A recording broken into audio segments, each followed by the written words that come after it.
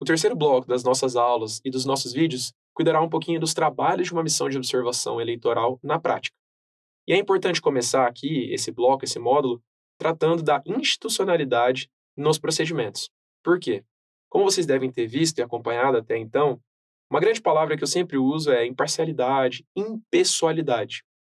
Essa questão da impessoalidade é majoritariamente importante numa missão de observação, por quê? Porque eu, João Vitor, nossa coordenadora Ana Cláudia Santana, ou qualquer outro observador, especialista ou até coordenador regional, não falamos em nome próprio. Eu não falo em meu nome, eu não falo com base nos meus pensamentos. Eu falo em nome da Organização Transparência Eleitoral Brasil e sua missão. Daí porque todos nós trajamos, portamos e usamos coletes da Transparência Eleitoral Brasil em todos os momentos de nossos trabalhos da MOI. Por isso que é importantíssimo não pessoalizarmos nossas condutas. Não é o observador João, não é o observador fulano ou beltrano. É sempre a missão de uma forma geral. Em nenhum aspecto, nenhuma conduta deve ser personalizada. Todos os procedimentos são oficiais e institucionais da Transparência Eleitoral Brasil. Vejam que no final desse slide, abaixo, existe uma nota. E essa nota diz que a missão ou as missões, todas elas, geralmente contam com um porta-voz, sendo essa a única pessoa permitida, capacitada, habilitada, vejam bem, para falar em nome da missão e da organização. É importante que isso se mantenha assim, pois se fosse permitido que todas as pessoas que integram as missões dessem pronunciamentos públicos sobre o que pensam, sobre o que sentem, sobre o que estão acompanhando do processo eleitoral, teremos uma informação desencontrada, teremos uma coisa não institucionalizada e provavelmente uma série de informações divergentes, pois a missão ela recopila todas as informações de todos os integrantes e dá um tom de voz único. Por isso que essa concentração em torno de uma pessoa, esse porta-voz, geralmente o coordenador da missão, o coordenador da nossa organização, é essencial de ser observado. Isso evita a personalização, a parte pessoal de comportamento de cada um e mantém a impessoalidade. De mais a mais, gostaria de destacar também que todos os atos que nós temos aqui da organização, quando das missões, são institucionais em que sentido? Por canais oficiais, por métodos e metodologias oficiais pré-estabelecidas, ou seja, é dizer que nada é fruto de um improviso, nós temos protocolos. Vejam, acabei de comentar sobre o manual e o código de conduta, os princípios da nossa observação eleitoral. Todos os atos que nós temos dentro de uma missão de observação, existe uma disciplina, existe um regramento, e por isso é que nada durante a observação eleitoral é improvisado. Esse slide, esse momento é importante que vocês entendam, pois isso, de certa forma, consolida os direitos, os deveres, os princípios. Se nós entendermos que eu represento a missão, eu represento a organização, a nossa organização tem alguém que é o porta-voz e que fala sobre o que a gente está observando, e eu, observador, trabalho por meio de formulários, por meio de material pré-feito, pré-estabelecido, e é por meio deles que eu vou fazer o meu trabalho, exercer o meu trabalho, isso já é 90% da aula e já é uma parte essencial de ser compreendido, ok? Prosseguindo aqui nos trabalhos de uma missão de observação eleitoral, a atuação íntegra e em conjunto com as instituições é um fator relevantíssimo de ser destacado sobre a observação eleitoral. Por quê? Porque a MOI, quando ela exerce o seu trabalho, ela se relaciona com pessoas físicas e pessoas jurídicas, como eu já expus aqui diversas vezes, com a autoridade eleitoral, com os partidos. E é importante e é essencial que nós entendamos que a missão deve ter um real respeito pelas instituições. Vejam, nós já estamos, de certa forma, observando, acompanhando, monitorando todos os participantes, os atores nacionais de um processo eleitoral. Se faltarmos com respeito, muito provavelmente os direitos que nós temos de acesso à informação, de porta-voz da autoridade eleitoral, de receber respostas aos nossos questionamentos e dúvidas para o nosso trabalho, não é que isso não será garantido, pois, de novo, é um direito garantido pela legislação internacional e nacional, resolução do TSE, 23678, tranquilo. Porém, o respeito é o que cria justamente os laços que nós precisamos para que nosso trabalho se desenvolva de uma forma fluida, de uma forma tranquila e de uma boa forma. Ou seja, o respeito por quem nós observamos é importante. Não é porque nós temos autorização, credenciais, fomos constituídos como uma missão que podemos faltar com respeito com qualquer pessoa. É bom que você frise isso, pessoa física mesmo ou pessoa jurídica. E aí isso é uma atuação íntegra, em conjunto com as instituições. O segundo ponto ali que a gente destaca no slide é que a atuação tem que ser transparente, contributiva e de boa fé. não devendo gerar conflitos no país em que se realiza a observação. Novamente, pensem bem, a observação observa o processo eleitoral, as eleições, muitas vezes em contextos complicadíssimos.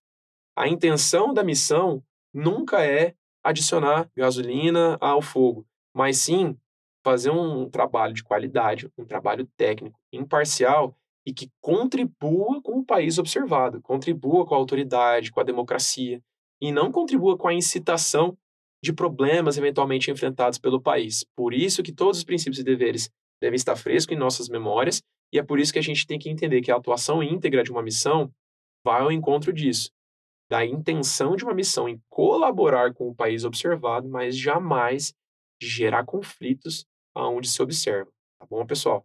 Por último, deve estar presente o senso de responsabilidade do monitoramento de um processo eleitoral. Vejam, por mais que toda a explicação de uma observação eleitoral possa parecer inalcançável, pode parecer uma coisa mais complicada na prática, quando você que está aí acompanhando tentar se lançar nesse mundo, conhecer como funciona a missão de observação eleitoral, você vai sentir, literalmente, a sensação única e ímpar que é de fazer parte de um processo eleitoral, de conhecer melhor o país observado, no nosso caso o Brasil, por trás dos bastidores, entender todo o cenário de como funciona administrativamente, como funciona logisticamente a parte da logística, como funciona juridicamente, como funciona todo o processo eleitoral. Esse senso de responsabilidade do monitoramento de um processo eleitoral é muito importante, porque quer queira, quer não, você acompanhar um processo eleitoral, todas as etapas dele, te insere no seio das eleições, no seio do processo eleitoral. Você, como talvez nenhuma outra pessoa que muitas vezes participa do processo eleitoral, mas só na sua divisão, só na sua parte que lhe compete, só na parte jurídica, só na parte administrativa, só na parte das campanhas, dos players eleitorais, você vai ter a chance de acompanhar toda essa narrativa, toda essa história, todas essas etapas.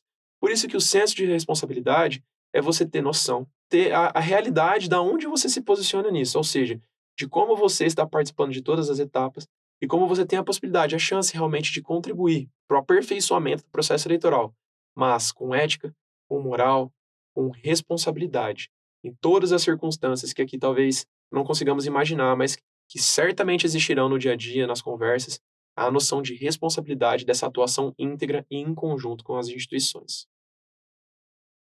Chegamos aqui, pessoal, sobre os trabalhos da missão de observação, num ponto crucial. Talvez aqui seja o suprassumo da missão de observação eleitoral, no que diz respeito ao resultado, aos frutos, às sementes geradas por uma observação eleitoral. São os relatórios. Nós temos relatórios parciais e relatórios finais.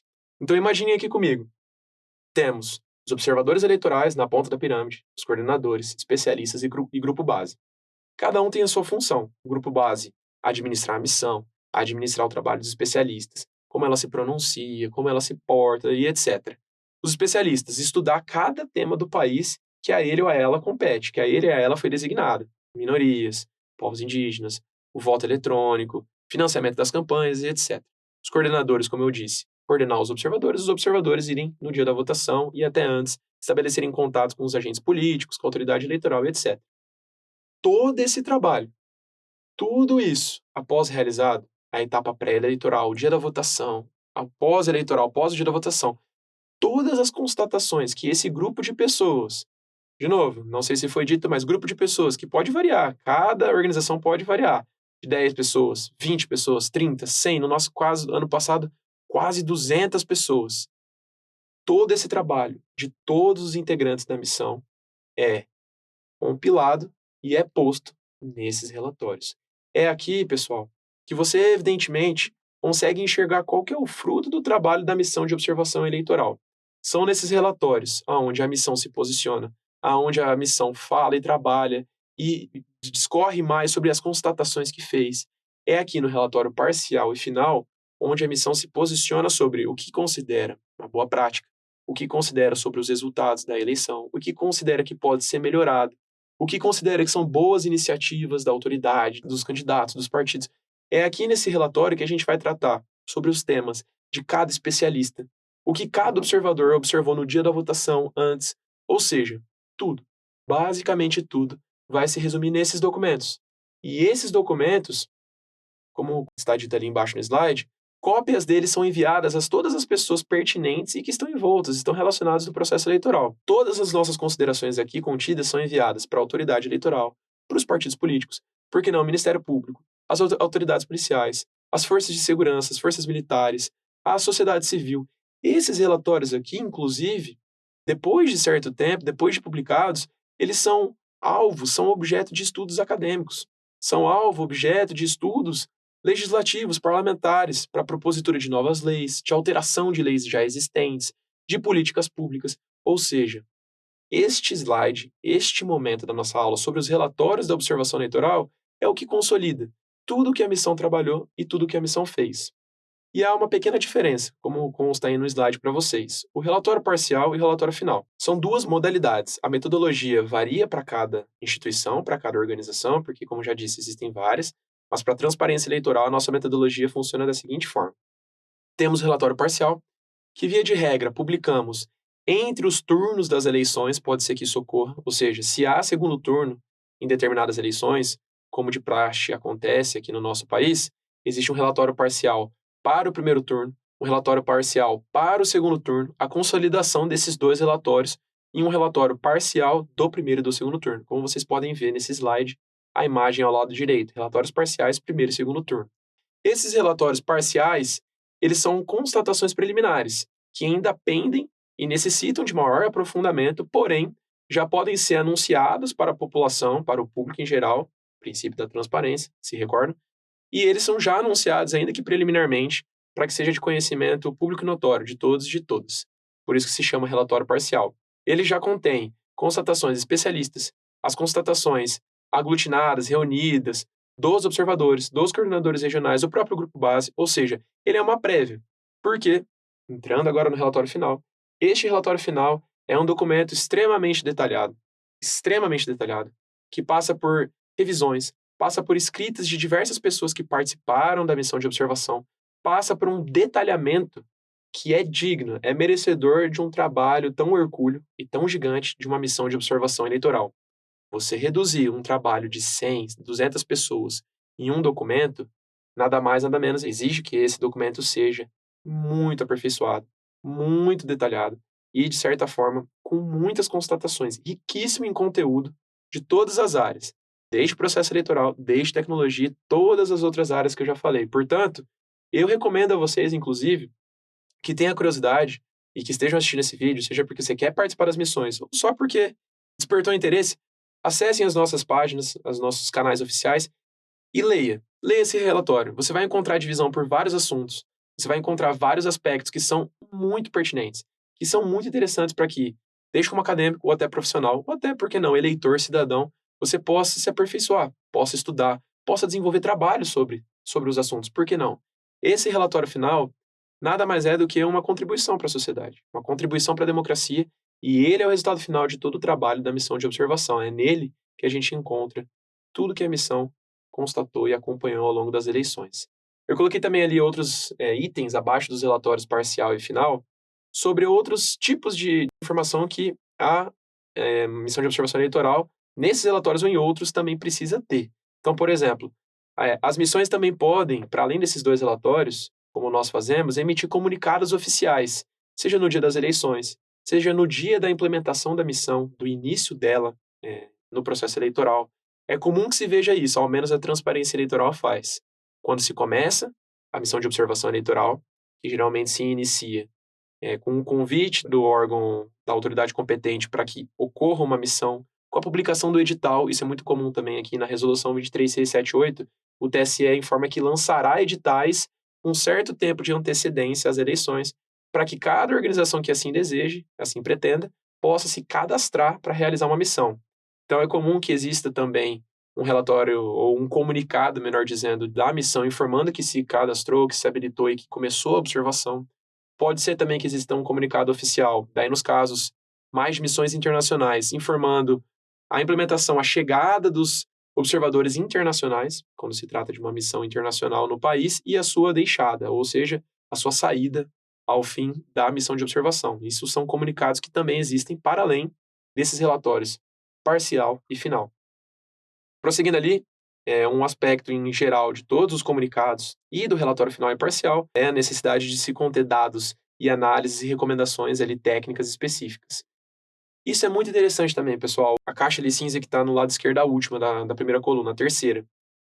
Por mais que esse relatório seja muito técnico, venhamos e convenhamos, com estudos muito aprofundados, o que consta nele, as recomendações, as sugestões, as críticas, até os elogios, não são fatores vinculantes às instituições. Isso está claro na resolução do TSE. Por quê?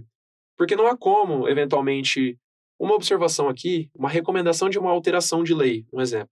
Uma recomendação de alteração de algum processo administrativo que o TSE ou o TRE faz no processo eleitoral.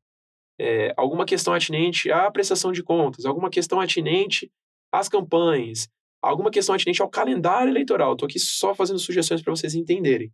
Não é possível que essas recomendações que a missão faça, por mais que sejam fundamentadas e por mais que tragam um aspecto de melhoria, que isso seja vinculante à instituição para a qual se destina essa recomendação. Não há um fator vinculante. As recomendações elas devem ser incorporadas caso desejem a autoridade respectiva, o órgão competente, o partido, porque, entendeu, seja a resolução do TSE ou seja até outros diplomas e tratados internacionais, que tornar vinculante faria com que tudo que fosse colocado em uma missão ou em várias missões necessariamente fosse adotado pelas pessoas envolvidas e isso poderia, de certa forma, até comprometer uma certa autonomia. Portanto, é bom que se destaque que não são vinculantes nenhuma das constatações ou das recomendações de relatório parcial, final ou comunicados. Ok? E por fim, como eu já disse, já antecipei, esses materiais são rotineiramente objeto de estudo, de aprofundamento, seja de acadêmicos, órgãos públicos, políticas públicas adotadas, enfim. Esse é o objeto final da missão de observação eleitoral. Chegamos aqui, pessoal, ainda dentro do contexto do trabalho das missões, aos elementos e às etapas a serem observadas. Vejam que agora eu vou falar da prática. Agora eu vou tratar do dia a dia mesmo de como é a missão de observação eleitoral. Se até aqui ficou abstrato, ficou não identificável, digamos assim, de como é na prática, agora eu vou tratar sobre isso. Já antecipei aqui diversas vezes, nós observamos o período pré-eleitoral, o dia da votação e o período pós-eleitoral. Como começa a missão de observação eleitoral? Já anunciei, já disse. Quando o órgão competente que nós podemos ter, e isso varia de país para país. É até bom relembrar, a Transparência Eleitoral tem um estudo que nós fizemos, na nossa coordenadora eu fiz, em conjunto com outros integrantes da Transparência Eleitoral, sobre como funciona a observação eleitoral e como ela é regulamentada, disciplinada, seja por lei ou por atos normativos infralegais, como, por exemplo, é o caso do TSE, que tem as resoluções, são equiparadas por força de lei, é certo. Mas, enfim, fato é que temos um estudo de como cada país da América, então principalmente da América Latina, América Central, como cada país em seu território regulamentou, disciplinou a observação eleitoral. E é por isso que eu quero destacar sobre a seguinte vertente. O período pré-eleitoral, ele começa de diferentes formas, a depender do país. Existem países que só o chefe do executivo pode convidar missões de observação internacional ou mesmo nacional, só o chefe do executivo, geralmente o presidente. Existem países que o chefe do executivo pode convocar e também o chefe do legislativo, no nosso caso, o presidente do Senado Federal, que é o representante do poder legislativo.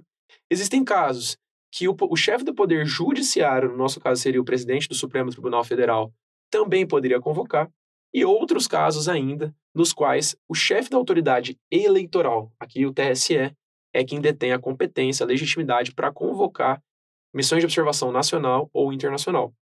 Então, só recapitulando, no Brasil, o TSE é quem detém essa competência por meio dessa resolução.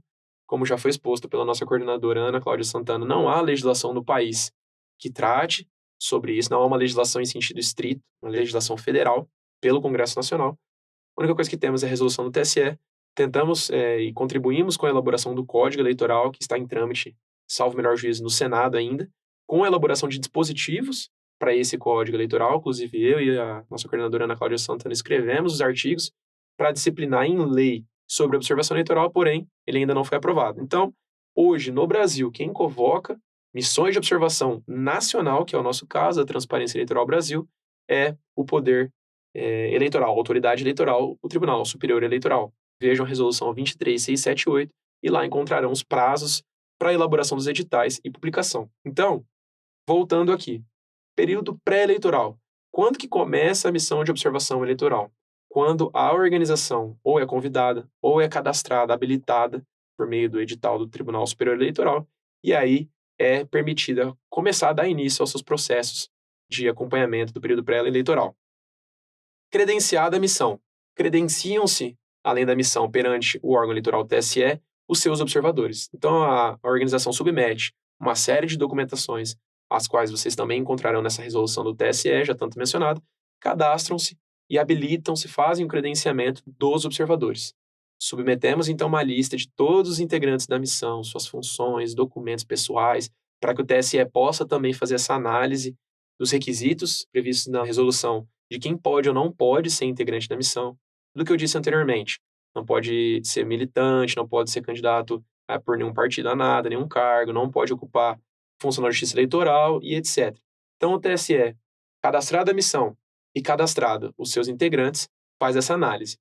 Tudo aprovado, tudo em ordem, tudo ok, comece então o trabalho da missão de observação eleitoral no período pré-eleitoral. O que nós acompanhamos? Seja os observadores ou todos os integrantes, a legislação eleitoral. Então, nós fazemos estudos sobre a lei eleitoral, sobre como ela rege cada aspecto da eleição. Ou seja, nós acompanhamos como é a lei que vai disciplinar o financiamento das campanhas, como é a distribuição da renda dessas verbas públicas, qual que é o impacto, que envergadura isso tem, quais são os efeitos positivos e negativos que isso traz. Analisamos também cotas mínimas de participação de homens e mulheres de cada gênero. Observamos como é o calendário eleitoral, como o calendário eleitoral está previsto e distribuído.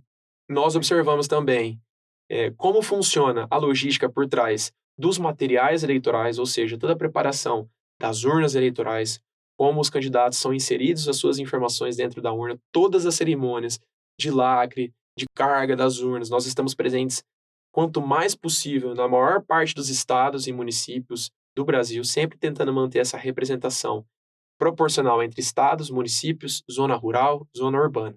Então, a missão se implementa nesse período eleitoral com essa finalidade. Observamos também o papel da autoridade eleitoral, como consta ali, o registro dos partidos e dos candidatos, isso é uma parte essencial, pois nós sabemos que no Brasil o processo de registro de candidatura, o RRC, existe e contém várias peculiaridades, então existem vários óbices a alguém, candidato ou candidata, ser efetivamente um postulante. Essa parte é muito interessante de ser observada. A campanha, como eu já lhes disse.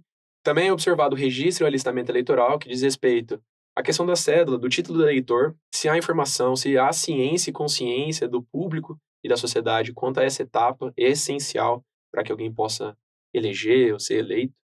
Há também a observação e o acompanhamento da missão, da participação das mulheres, dos indígenas, dos afrodescendentes no processo eleitoral, se há a garantia de cargos a serem postulados, se há garantia de verba para que esses cargos postulados possam ser divulgados, possa ocorrer a campanha política, que é muito importante, o funcionamento do voto eletrônico, como eu já disse, julgamento de disputas eleitorais. Nesse contexto inteiro do processo eleitoral, podem ocorrer disputas jurídicas, disputas eleitorais, e como isso é julgado, como isso é processado. Então, desde o indeferimento de um registro de candidatura, até o processamento de uma propaganda irregular, até o questionamento da participação de homens e mulheres e as cotas mínimas e máximas, todas essas disputas eleitorais é um fator muito relevante para a observação eleitoral, para analisar o comportamento dos atores do processo eleitoral em torno desses assuntos. E por fim, por que não também, o papel dos meios de comunicação, como os veículos jornalísticos reportam e divulgam o processo eleitoral. Eu também destacaria aqui não consta no slide, o acompanhamento, o monitoramento das forças policiais e as forças militares, as forças armadas, nesse período pré-eleitoral, pois há a participação dessas organizações nesse período pré-eleitoral, seja no resguardo dos materiais eleitorais, às vezes no deslocamento, ou aonde é que seja necessário. Então, o período pré-eleitoral funciona dessa forma, pessoal. Há o registro da missão, credenciamento das pessoas observadoras, e implementa essa missão. Via de regra, a equipe base da missão de observação eleitoral é quem distribui todas essas funções.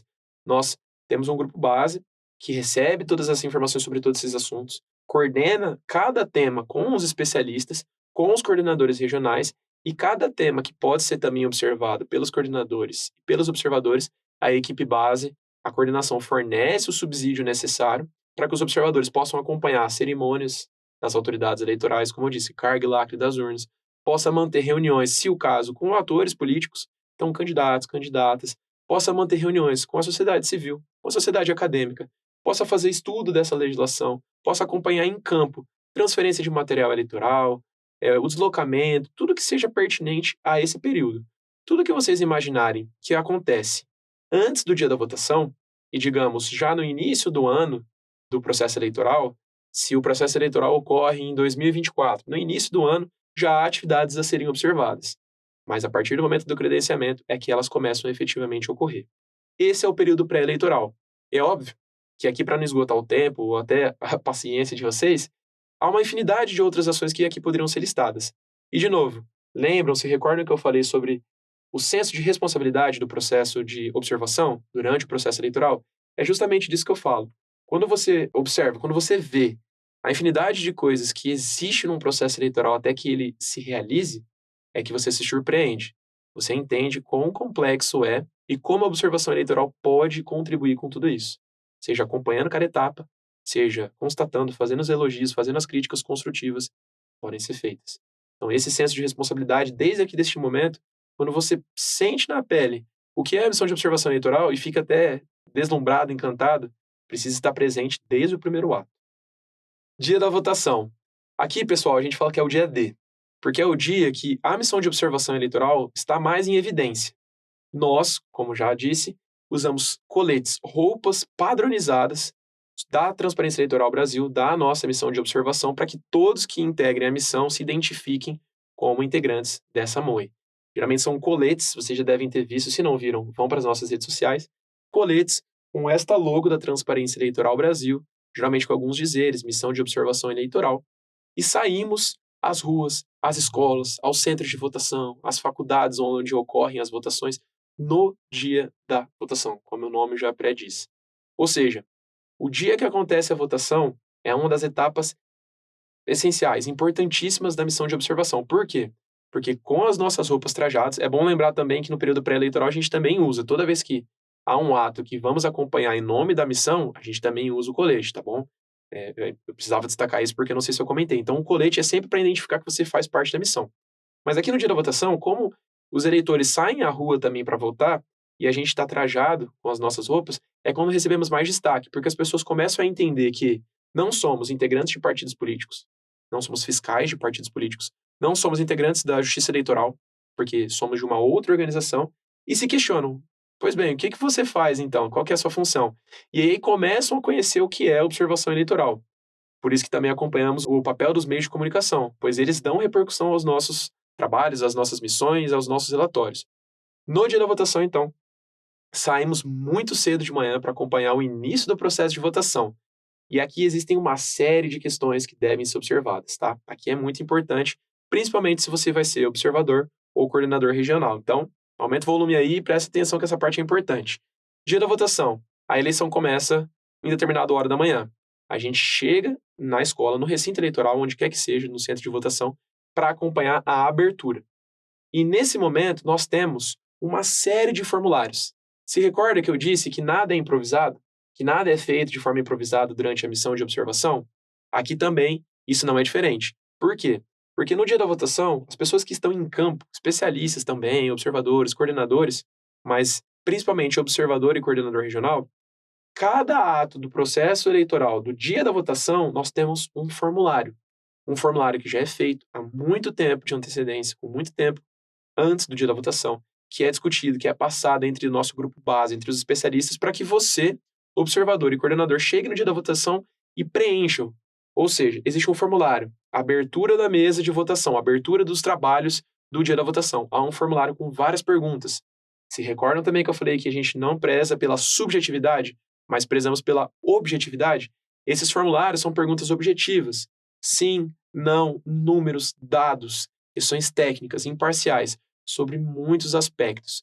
Te convido também, caso você tenha dúvida sobre como são os nossos relatórios, naquele código de conduta, diz que nós escrevemos em nome da transparência eleitoral, ao fim dele, também consta nas páginas e nas redes sociais da nossa organização, ao fim dele existem anexos, ou seja, imagens de como são os nossos relatórios, os iniciais, os primários de quando fizemos a nossa primeira missão de observação eleitoral em 2020.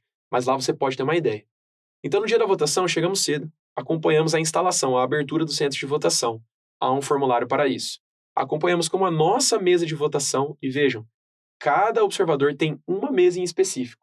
Nós fazemos um plano de amostragem para que a gente possa fazer depois, nos relatórios parcial e final, uma análise estatística, certo? Então, a gente designa uma mesa de votação em específico para cada observador e observadora, para que ele preencha os formulários específicos daquela mesa com aquelas informações. Pois assim, em um plano de amostragem estatístico, a gente consiga extrair informações que possam representar não só aquela mesa, não só aquele município, não só aquele estado, mas quando conjugados, o Brasil inteiro. Então há um panorama maravilhoso, excelente de como o Brasil, como o processo eleitoral no Brasil, de forma geral, funciona, se cada observador que vai à mesa de votação preencher com base naquela amostra, naquela mesa designada. Então, preenchemos um formulário de abertura, acompanhamos a sua mesa de votação, acompanhamos como é a votação, como é a acessibilidade, se há rampas de acessibilidade, se o eleitor que tem discapacidade consegue exercer seu direito ao sufrágio e todas essas questões. Cédulas e urnas eletrônicas, observamos se o eleitorado tem consciência, se ele tem noção, se ele tem conhecimento de como funciona o processo de votação do seu país. A segurança e acesso ao centro de votação. Lembram-se que eu disse sobre o papel das Forças Armadas, da polícia. Aqui se insere também um formulário de observação. Os fiscais de partido. Se existem fiscais de partido, aqui no Brasil não é uma prática tão comum, mas em outros países da América Latina, nos quais a gente já observou, em nome de outras organizações internacionais. Eu, por exemplo, estava no Equador, observando as eleições desse ano presidenciais antecipadas. Fiscal de partido é uma prática muito comum. Aqui no Brasil não é tanto, mas também há uma análise sobre isso. As atividades ilegais no centro de votação, ou seja, se é possível, sobre o prisma da constatação, se recordam? Eu observei e eu identifiquei se há santinhos jogados no chão, o que é comum aqui no Brasil, se há um indício de compra de voto, se há transporte massivo de eleitores e todas as outras atividades que podem ser consideradas ilegais. Adendo. Como que você vai saber tudo que você tem que observar? Como que você sabe o que é considerado atividade legal no centro de votação? Como que você sabe se o trabalho das Forças Armadas e dos policiais está adequado? Como você tem noção se os mesários da sua mesa de observação têm ciência do seu trabalho, dominam o que sabem? E eu te explico. É porque nós fazemos, seja no período pré-eleitoral, seja por meio desse vídeo agora que você está na sua casa assistindo, seja capacitações no período pré-eleitoral, no dia da votação, com os seus coordenadores, com o grupo base geral, com toda a missão. Temos vídeos, temos aulas, temos reuniões ao vivo que são indispensáveis, ou seja, há materiais também já produzidos, há o código de conduta, há o manual das missões que nós já escrevemos. Nós temos um material escrito, visual, por vídeos, por áudio, que vai te explicar, vai te fornecer todo o entendimento, todo o material, todo o subsídio, o instrumento necessário, todas as coordenadas necessárias para que você possa desempenhar o seu papel, seja você especialista, observador ou coordenador, ok? Então, retomando aqui, no dia da votação, formulário de abertura, formulário da votação às 10 horas ou ao meio-dia, formulário da votação de como está se desenrolando às 3 horas da tarde, aí formulários entre esses que analisam todos esses pontos aqui que eu mencionei para vocês. Esse é o processo do dia da votação. O que mais nós analisamos? Vejamos. A participação dos eleitores. Se na nossa sensação, porque é um padrão eleitoral em cada mesa, se nesse padrão eleitoral 50% já votaram em dado horário do dia, 70%, com esses dados a gente pode fazer várias conclusões. Se o eleitorado brasileiro vota mais de manhã, mais de tarde, se o eleitorado brasileiro teve uma participação massiva em algum estado e em outro não, tudo isso de antemão, por meio dos nossos formulários. Quantidade de votos válidos, inválidos ou impugnados. E aqui, a gente já entra numa parte do dia da votação que é encerrado a votação em si. E passam-se as mesas e o processo eleitoral ao escrutínio, à contabilização e transmissão dos votos. Então, para que vocês entendam, nós temos formulários em tudo, para cada momento, com instruções muito claras, um material que explica como preencher cada um desses formulários. A gente se orgulha também de dizer que na eleição passada, da última que nós observamos, de 2022, nós implementamos um sistema de formulários eletrônicos, ou seja, muitas organizações fazem por meio de papel. Porém, tentamos, e foi uma empreitada relativamente bem sucedida, fazer os formulários por meio de celulares. Então, um aplicativo que nós desenvolvemos os formulários lá dentro desse aplicativo, para que a um só tempo a pessoa fizesse na comodidade do seu celular e o dado, a informação chegasse mais rápido. Chegasse diretamente no nosso grupo base, que ficava compilando as informações e tratando os dados para poder fazer os comunicados, que eu lhes disse, para poder trabalhar já dentro dos relatórios parciais, que também comentei.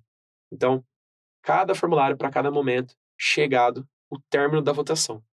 A mesa que você acompanha encerra os trabalhos, chegou o término da jornada de votação, passam ao escrutínio. Também dentro do dia da votação, são analisados os votos válidos, inválidos ou impugnados, é analisado o processo de contagem dos votos, como funciona essa transmissão. Nós sabemos que aqui no Brasil o voto é eletrônico, então a transmissão de votos e a contabilização é um pouco diferente. O processamento dos resultados no dia das eleições. O Brasil tem a capacidade suficiente de já divulgar, quase que desde a implementação da urna eletrônica, os resultados no mesmo dia da votação, o que é uma coisa rápida, e, portanto, esse processamento dos resultados e da transmissão e publicação dos resultados, todos acontecem ainda no dia da votação. Você, observador, faz uma jornada. É uma jornada simplesmente e honestamente incrível. No dia da votação, você sai muito cedo da sua casa. Você passa em vários centros de votação. Você tem sim os seus formulários da sua mesa, que ela mostra. O que é mais importante, você precisa preencher os formulários que nós lhe entregamos pelo celular ou impresso na sua mesa. E a gente vai deixar muito claro isso nas capacitações. Porém, feito o formulário, não é só um direito seu, mas um dever também, não daqueles slides, mas de acompanhar outros centros de votação. Então você, observador, observadora, coordenador, sai caminhando pelo centro de votação. Aqui em Curitiba, lá em São Paulo, lá no Rio de Janeiro, lá em BH, lá em Fortaleza, você sai caminhando por uma escola, por uma outra, por um centro de votação, você vê como o eleitorado está saindo para votar, como é o ânimo, como é a sensação, como é a segurança, como é as condições do processo eleitoral. E você realmente sente a festa da democracia, que é a celebração de eleições periódicas, transparentes. Por isso, esse dia da votação não só é o dia que a gente fica mais em destaque, mas talvez seja o dia que nós mais sentimos o que é a missão de observação eleitoral. Sei que devem existir várias dúvidas, porém o tempo é curto e aqui é uma aula mais sintetizada, mais resumida. Seguindo, o período pós-eleitoral. Obviamente, como vocês devem imaginar, o período pré-eleitoral se inicia com o credenciamento e vai até o dia da votação. Inicia-se o dia da votação, não é muita mágica deduzir que o dia da votação se termina, se encerra com o término do dia da votação. E aí começa o período pós-eleitoral. João, até quando o período pós-eleitoral dura? Depende. Por quê? Porque existe um ponto ali no final que diz tarefa de acompanhamento das recomendações feitas. Lembram-se dos relatórios, parcial e final? A missão vai até o relatório. E mais, a missão no período pós-eleitoral vai até depois do relatório. Pois, de certa forma, é dever de uma missão, depois que faz uma sugestão, uma recomendação, uma crítica construtiva, acompanhar como a autoridade que recebe aquilo, seja o partido, seja o candidato, seja a justiça eleitoral, ou até o poder legislativo, executivo, recebe essa sugestão, essa crítica construtiva, e se há necessidade de trabalho em conjunto, se há necessidade de explanação, de explicação, de desenvolvimento de mais detalhes sobre aquela recomendação. Então, o período pós-eleitoral, ele tem várias especificidades. Ele se destina à compilação de informações obtidas durante toda a observação, ou seja, nada mais, nada menos do que a elaboração dos relatórios, o preliminar, o parcial e o final. Ele também compete e cabe uma declaração pública preliminar avaliando as eleições, que, de novo, são aqueles comunicados que eu comentei. Geralmente a missão faz um comentário sobre a eleição ao término dela, dizendo se a sensação foi de uma eleição pacífica, de uma eleição tranquila, de uma eleição conturbada, de uma eleição com problemas consideráveis e todos os afins. No caso de uma missão internacional, isso acontece com depois a retirada dos integrantes da missão do país. Lembram-se, missão internacional é composta de pessoas internacionais, não nacionais. E por isso elas precisam voltar, fazer o retorno, a jornada de retorno aos seus países e às suas casas. E eles deixam o país observado. Isso no caso da observação internacional, no nosso caso, nós somos brasileiros e moramos aqui mesmo. Publicação do relatório final, com as principais recomendações e constatações, que é o que eu já expliquei nos slides anteriores, é o fruto principal do trabalho da missão de observação, a tarefa de acompanhamento, que eu já disse, e outras atividades pertinentes. Aquele comentário ali do lado, galera. A observação eleitoral avalia o período eleitoral, o dia da votação e o período pós-eleitoral, através de uma observação abrangente e de longa duração. É importante vocês entenderem esse contexto, ainda que de forma mais acelerada, de como funciona o trabalho, os elementos e as etapas que uma observação eleitoral, uma MOE, realiza. Porque não é simplesmente o dia da votação. Não é simplesmente você chegar no domingo aqui no Brasil, onde ocorre o pleito eleitoral, acompanhar uma dúzia de urnas eletrônicas, de mesas de votação e ponto e pronto. A observação eleitoral até pode, até existem organizações que fazem dessa forma, fazem observações mais curtas. São as short-term observations, né? Existem a long-term observations, que é uma sigla em inglês, né? Um nome em inglês, mas, via de regra, uma missão ela tenta observar um aspecto um pouco mais longo, o processo eleitoral de uma perspectiva mais longa e não menor, porque senão as nossas conclusões podem ficar prejudicadas. Não há como você digerir tamanha quantidade de informação sobre um processo enorme, que é um processo eleitoral que envolve tudo isso de etapas em 2 dias, em 3 dias. Então, principalmente nós, como missão de observação nacional, que nos quedamos aqui no Brasil, independentemente de retornar ao país do qual somos de origem ou não, porque somos nacionais brasileiros, a gente tem a possibilidade de fazer esse acompanhamento a longo prazo e poder detalhar melhor ainda as nossas constatações, recomendações e, por que não, o nosso trabalho. Por hora, esse é o contexto dos trabalhos de uma missão de observação, os elementos e as suas etapas observadas. Pois bem, pessoal, chegamos aqui nas considerações finais dessas nossas videoaulas. Eu espero que vocês todos tenham aproveitado muito, tenham aprendido, de certa forma, o máximo possível sobre o que é observação eleitoral, objetivos, conceitos e etc. Mas, acima de tudo, eu espero que você entenda uma coisa. A democracia ela não é construída apenas pelos partidos. A democracia ela não é construída apenas pelos eleitos, pelos políticos, pelos senadores, senadoras, pelos deputados, deputadas, prefeitos, governadoras, enfim. Não é somente por eles e por elas. A democracia, sobretudo, é construída por nós, os eleitores, cidadãos e cidadãs. Por isso que a gente sempre costuma dizer, as eleições são sirenes da democracia. Elas são nada mais do que um processo essencial, mas não o que garante por si só a existência dela. A eleição não garante por si só a existência da democracia. Eleições transparentes, uma boa governança, eleições periódicas, limpas, transparentes, confiáveis e etc. é o que de fato pode permitir que nós vivamos em um contexto de democracia, de um Estado democrático de direito. E, portanto, é dever, não só direito de cada um de nós, termos esse processo eleitoral da forma como nós desejamos. E as missões de observação eleitoral se tratam disso. Elas se resumem a isso, a uma participação que visa colaborar com o desenvolvimento, por que não, do Brasil, da autoridade eleitoral, do processo eleitoral, da qualidade do processo eleitoral, dos nossos políticos, políticas eleitos que representam toda a sociedade brasileira. Trata-se de, ao final das contas, a gente exercer o que a gente foi feito para exercer, a vida. Exercer a vida e tentar melhorá-la, tentar fazer dela um ambiente mais tranquilo, mais ameno, mais saudável. E cada um de nós temos esse dever. Nós somos convocados não só para votar, mas também para participar. E a missão de observação eleitoral fornece isso. Fornece uma ferramenta a mais para que cada um de nós, cidadãos, possamos participar da vida do nosso país, não só votando, mas também acompanhando as eleições. Aqui há uma frase, há um contexto sobre observação eleitoral muito linda que eu gostaria de ler para vocês. O dia da eleição é apenas a ponta do iceberg. A democracia é um exercício diário que vai muito além das urnas.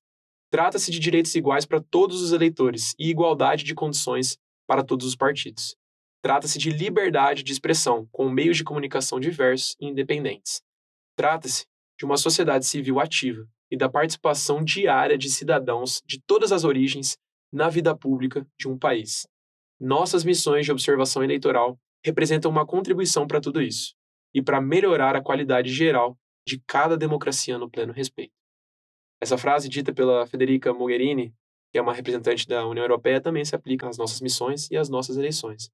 É por isso que existe a transparência eleitoral e é por isso que nós trabalhamos tanto pela democracia brasileira.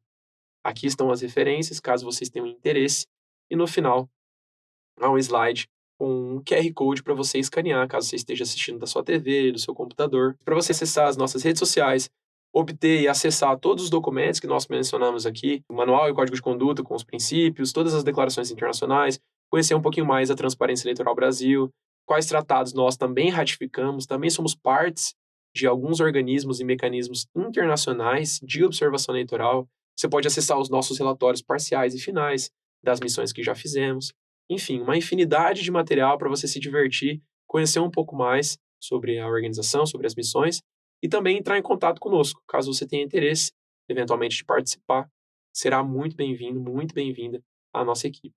Eu espero que você tenha gostado, tenha aprendido e tenha, de certa forma, entendido que o nosso papel é muito grande e nossa responsabilidade gigantesca. Muito obrigado, espero vê-los todos em breve. Um abraço.